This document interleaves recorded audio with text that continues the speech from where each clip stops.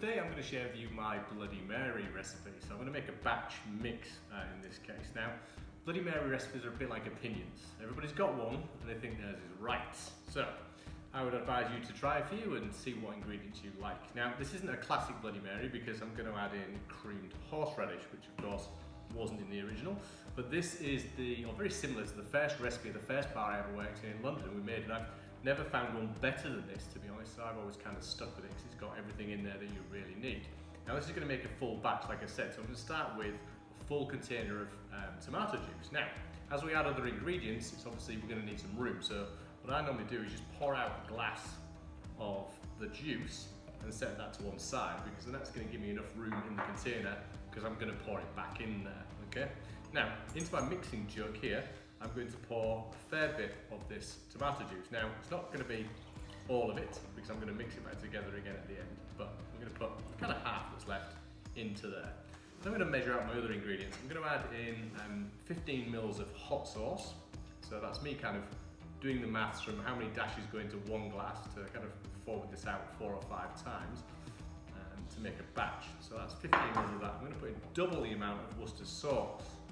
So that's going to be 30 mils of Worcester, so that's 50, and that's another 15, in we go.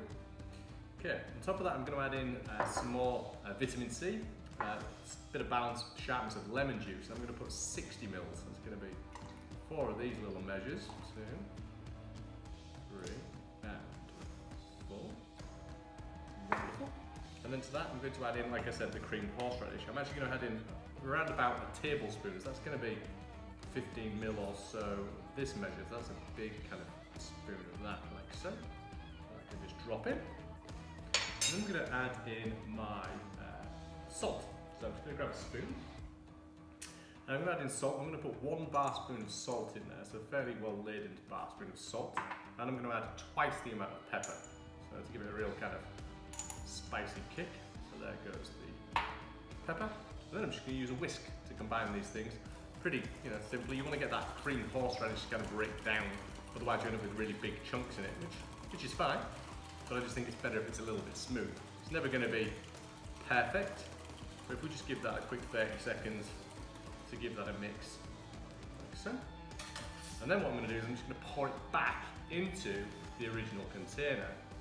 Okay, so, and then that will mix the rest out.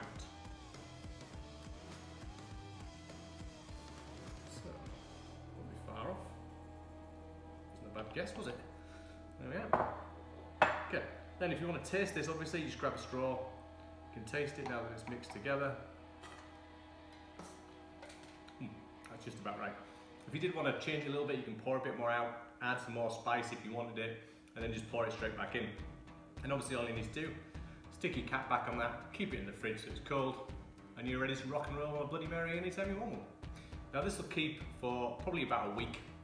But I know I'm going to use that amount anyway. But if you wanted to keep it longer, you could put it into a sterilised bottle and obviously seal it in an airtight container, and it would keep for a little bit longer than that. But anyway, that's my Bloody Mary mix. Try it, see what you think.